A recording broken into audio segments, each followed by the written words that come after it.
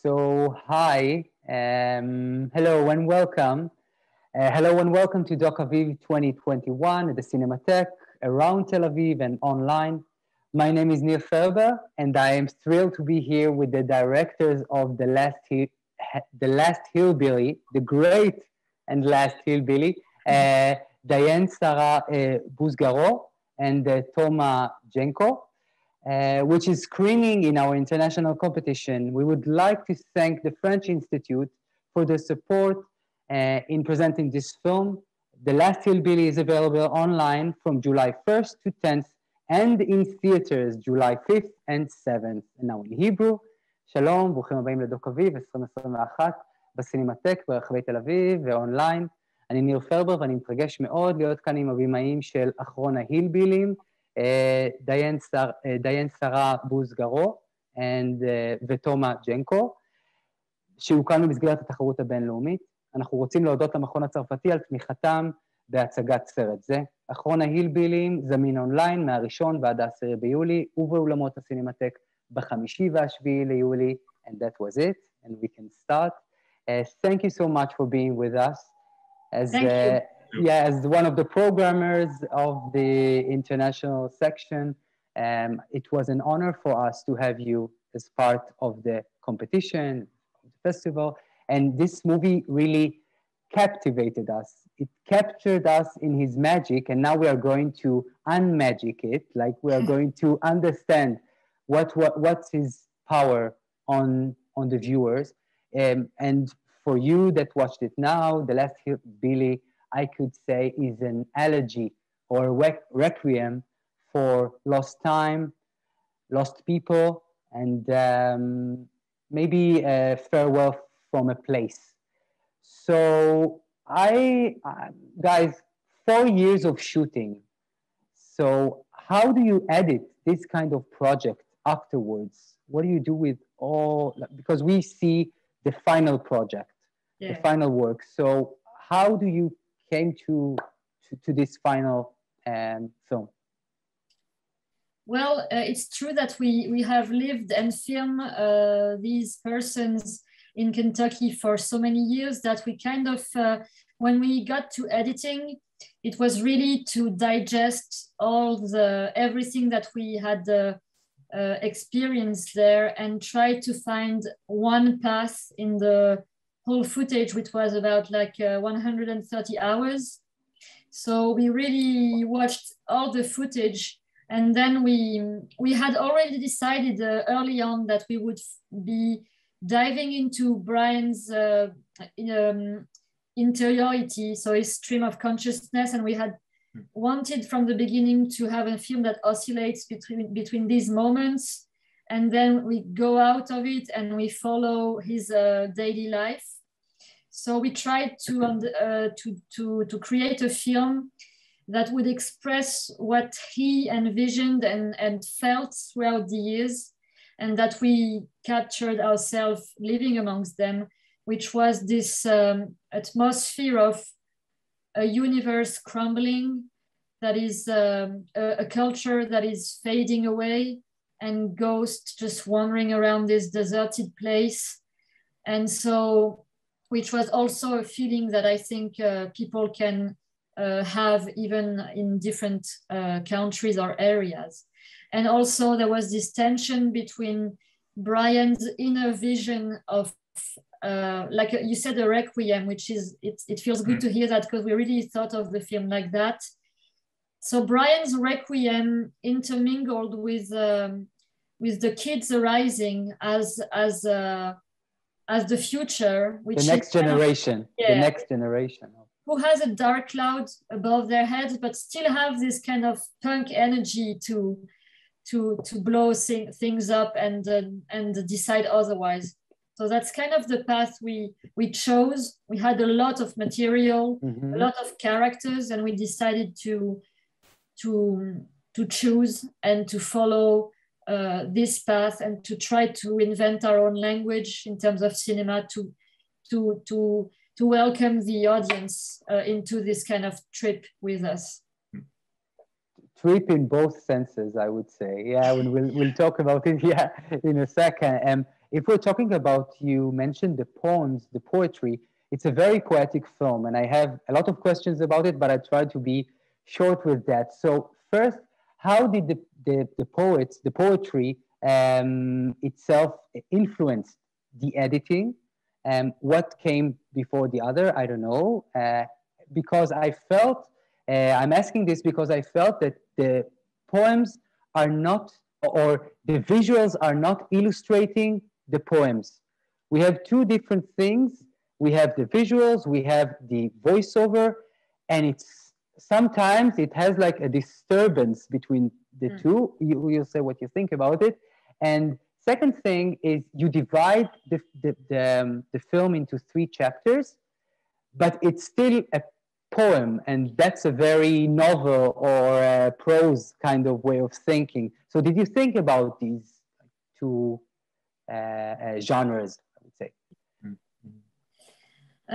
Well, like to approach the poems of Brian, we really we tried before editing to create a scene, to try to experiment in advance how it could work, and it gave us the idea of trying to film and edit visual images that could interact or dialogue, not necessarily on a narrative way. Like we had these shots of the 2 horses that were kind of like uncomfortable and kind of wild, and to put that in near the sentence where he talks about his father not accepting grief was kind of a dialogue that was very interesting. So we had an editing that is kind of associative.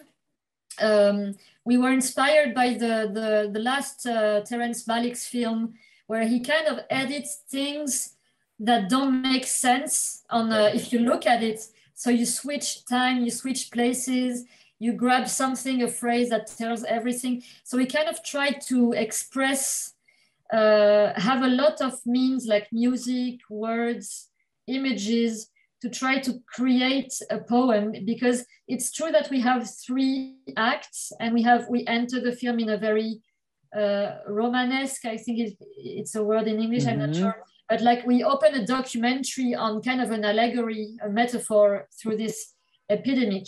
But it's true that Thomas and I are very much inspired by poetry, and it still is a reality that is given, but it's a poem, so it has more ruptures. It's more free in a way than the code of a novel. Yeah, and it's more symbolic than narrative in a way, because we try to do something to show how the mind is working, and there is no present, no future, no past. Everything is mixed. So that's what we try to do with this film in particular. Yeah.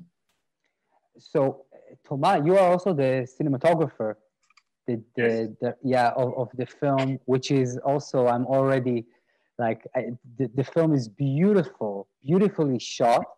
And the funny thing is, I must say, only the second time I watched it, I said, it's not 35 millimeters. I was sure, because it looks so alive all the time.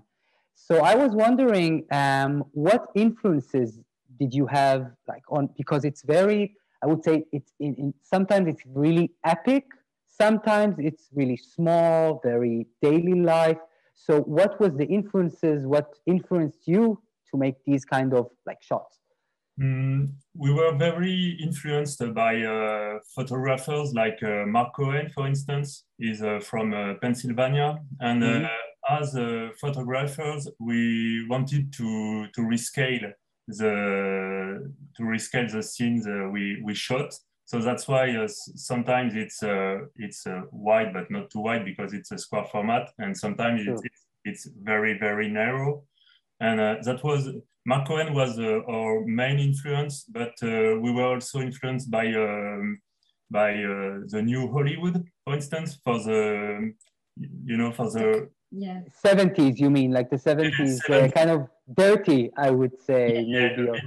A bit dirty, yes. Yeah. There is a thickness, like to feel, we wanted to film how the body expresses the land. So to have, like, we didn't want to have a too highly defined image and try to have underexposure and plain, but not bright colors. And accidents are very important when you film, because it's the most beautiful thing you can have in your picture, because it's alive. Accident is alive, so it's very, very important. And that's why we chose to film with a small capture, very small capture. So which is very important, because it's not too seen in the drawing of the image. So it was something that we chose when we shot, and that we confirmed with the color grading person, to have a look that can make you feel the like the matter of and not be too distant or too defined. So I want to talk now a bit, because I will be back to the film language, but I want to talk about what made this film happen. And this is Brian Ritchie, and he approached you. So please tell us, how did this happen? And you in Kentucky, like, I guess you have 10 hours of talking about that, but if you can just say what led you to this final project. Well, it was a love at first sight, in a way. Like, we decided to go to America, but we decided, okay, let's go to the tiniest place in the most boring state in America, just to try to catch the vibe and understand America, not in Los Angeles or New York or Las Vegas. And so it was by chance that this guy shows up when he is talking in French, and he's like, what are you guys doing here? Nobody comes here ever. Like, how on earth are two Parisians in here? And so we talked and we laughed, and he said, this is not Kentucky. This is the west side of Kentucky. The real Kentucky is at home. It's my home. It's in Appalachia. So I'm going to take you guys tomorrow. And that's how it started. He took us the next day, and he was very passionate about what it means to be a hillbilly, and trying to do something out of this insult and try to invent the hillbilly culture in his mind. And so we were drawn by his charisma, by his brightness, by the passion we had to discover this territory and the hillbilly culture, which we had no clue of before that. And then we came back 2 years after exchanging mails and being friends already. And we spent a month, and we discovered his poems. And basically he was just an instant character. Like, he had the depth, the beauty, the will to have a film made on him. So it was really that encounter that decided for the whole film to happen. And we were living constantly with Brian in his trailer in the middle of nowhere. So it was also very important to be more than filmmakers, but as friends. Yeah. Discover the whole family. We were kind of like furniture at some point. Like, we were part of the family, and we were filming at the same time. So it was all very organic and very, not organic, but fluid. And Thomas is a cameraman for a sec for one of the kids, right? They call it cameraman. Yeah. So you were there, and I think we can see it, because the movie, not only that they don't pay attention to the camera, I think they feel very comfortable being themselves in front of the camera. So I guess you did a very good job with that. And you said in one of the interviews that being French made it be like easier to be there, and not American. Why is that? Because they know that the rest of the United States are laughing at them. So that's the first point. And the other one is we have no idea of what was Hillbilly before meeting them. So yeah, they were not defiant, because they would be if it was a New Yorker or like someone that already knows what a hillbilly is, and but we were just like virgins kind of arriving without any prejudice. And so I think they were kind of amused by us at first. They were like, they'll never come back, you know. and we did, and they were very generous. Like we were welcomed so generously, and it was amazing experience. There was this guy who sings, I think he has only one scene. He sings Amazing Grace, and that's, wow, that's a beautiful scene. And I think you can see the complexity of this hillbillies, like the stereotype, but the other side as well, that especially when they are so, we talked about like very self-aware of what the Americans and maybe the world thinks of them. But I want to ask another question about Brian, because after watching this movie, he was for me like a Western hero, because it's very Western, Kentucky, Appalachian, but he was this, the man with no name, like Clint Eastwood. We know he talks all the time. He talks about his past, he talks about his feelings with his kids and in his poetry, but there are a lot of questions about him, about his past, that we don't really, I didn't get everything. Like I think there was, you can see, I don't know what happened to his partner. He has cuts on his hands, maybe something to do with drugs. Was it something that he didn't really speak about in front of the camera, or that was your choice not to live in the present, not to, you know, to give an exposition or something like that during the movie? Well, kind of both. Like he is a bit shy on certain subjects, like his cars. He doesn't really talk about it, but he was okay for us to film it. So we kind of tried to have like usually a documentary, you're given all the information. Like it's a given that people will talk and tell you what they want and what it is and all that. So we tried to have another approach and to have things that are more suggested than completely officially said. So we gathered a lot of interviews on the drug problem, which is a huge problem in Kentucky. We had a long interview about the meth epidemic and all that. But we were trying to express differently, without saying it, the fact that this area is completely destroyed and the youth is destroyed by all the drugs and all that. But we tried to express that with music, with one word that Brian says, and to have an elliptic film that doesn't give you everything, which I assume must be challenging for an audience, but trying to give as much as we could, but not say it all. It's true.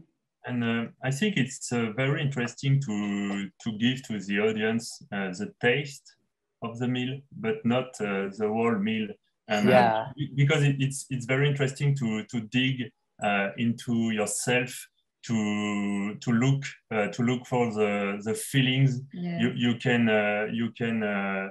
experience when you watch the movie. So it's maybe a less intellectual receiving than feelings that you get, and you probably get overwhelmed by them sometimes without being entirely sure of why and how. But So that's exactly what I wanted to ask you, because it's a very, I would say, underground. Something is very subversive, comes from beneath what we see, and I think the best example of this is the soundtrack, which is made my experience, and maybe the audience as well, of the film, something that you cannot really define.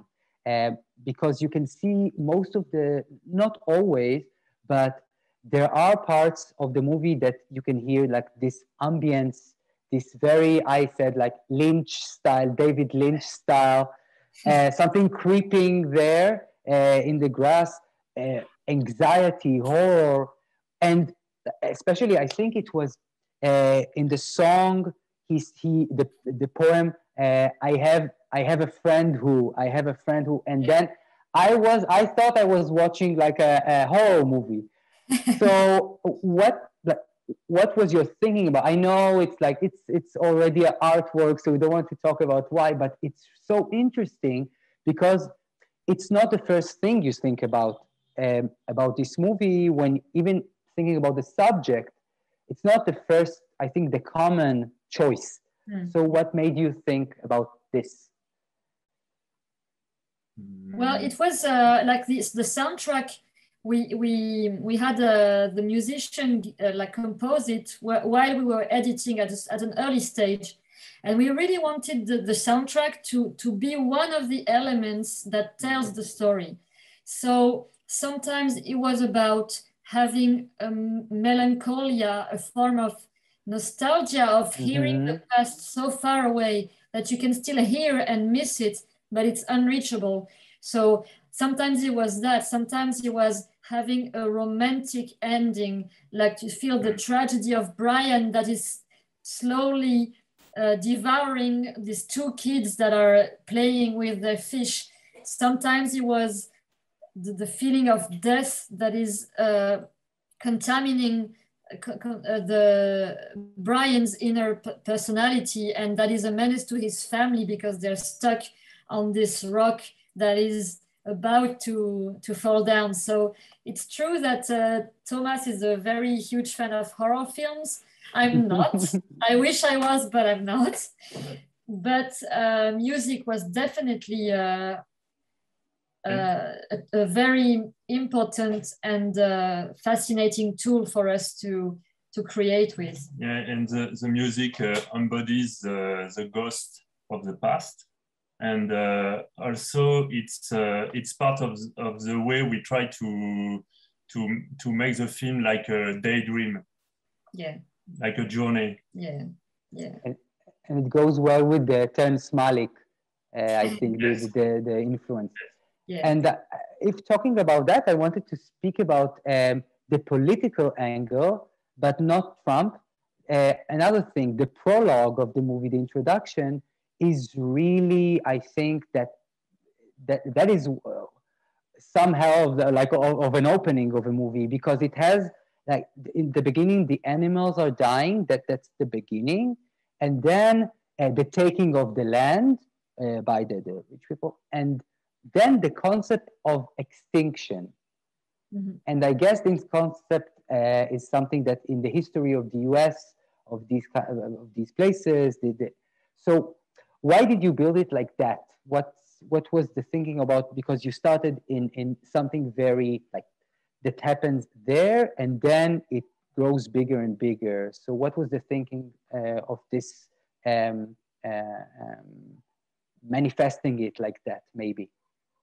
Well, the epidemic with the deer is because we had heard about this event that when we were, it was the only summer we had not been there. There was this, and next summer they were like, oh, it smelled like death. There were deers all around in the water. And we were like, as we were experiencing what was happening in them and in this land, we felt like there was death that was kind of haunting this area and haunting our world. The idea of the death of something, not essentially our whole world, but some kind of an ending somewhere.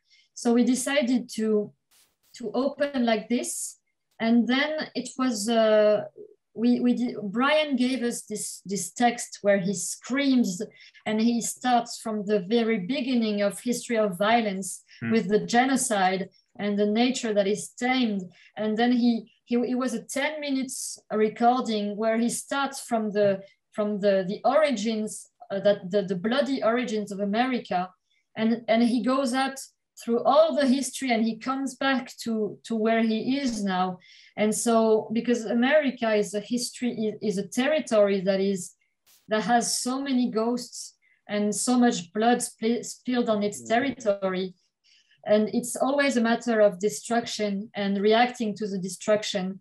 And so I think it was important for us to give that epic poem a place in the film, because also because it was an opportunity for us to have a bigger scale and not be just like this microcosm. So it was about what it means to be from somewhere and having your feet in the ground. Well, you have roots beneath that, and you have all kinds of history. And sometimes, which is our time now, history comes back through a crack, and suddenly it reopens, and all the blood comes out. Kind of. I'm being too dark, but you can feel that stuff are breaking, and through that break, the whole history comes back. And it's also to remind us that the soil is still bleeding. I mean, really. It's like layers and layers and layers. Layers of that. And I think my last question, if talking about because in the movie, Brian defines what is a hillbilly, but he defines it from the outside. And I was wondering, do you think there can be, for him and for you guys, because you're so close to him, I will see you as part, like with Brian. So can there be a reclaiming of the hillbilly? How you can redefine it? Like this hillbilly, can it be something else? Can we use this hillbilly, not a stereotype, but this name, this group, as something more, I would say, less critical? Can it be that we can have a reclaiming of this? Wow, that was like maybe not the best last question. No, I think at least Brian is trying to not to hide the downside of the cliche, but there's definitely a positive thing about this culture that should be maintained. I mean, I don't want to speak for Americans, because it's tricky questions given the fact that it's attached to the South history and all that. So I think it's always complicated, because the hillbilly culture is also self-sufficiency, helping the other, all kinds of great things, but it's also always in interaction with the cliche. And so it's a tough question. I think we spent a lot of time there, but I think we are not entirely entitled to say that in a way, because we still are French people, and there are some things I think you can't reach, and you can't being a foreigner, you have to accept to stay at that place. But I think that at the same time, the fact that you are from the outside gave this movie a life, a different life than someone from the inside would give it. Probably. So so I will finish with the sentence that stuck in my mind, and I'm sending it back to you guys with this wonderful movie. At some point, I think it's close to the end, Brian says something like, once we were hungry, so we hunted. Now we do it, not because we are hungry, but because this is who we are. So this is part of us, or something like that. I'm not there. So I'm thanking you once more for giving us something that from totally different angle and a totally different experience, I think, in the festival. That's a film of one of a kind. Wow, so thank you so much. Thank you. Thank you so much, guys, for being with us now and for the movie. And as I said before, we are looking forward to the next one in Docaviv and for you in Tel Aviv. So thank you. Thank you so much. It means honestly, it means a lot to us. And we thank you to do this Q&A, and we say hi to the audience that we so much wish we could have met, and you also, the whole team. So I guess we'll say to be continued, and let's hope for a next time then in person. Yes, Have a wonderful festival. Thank you, guys. Thank you very much. Thank you so much. Bye-bye. Bye. Bye.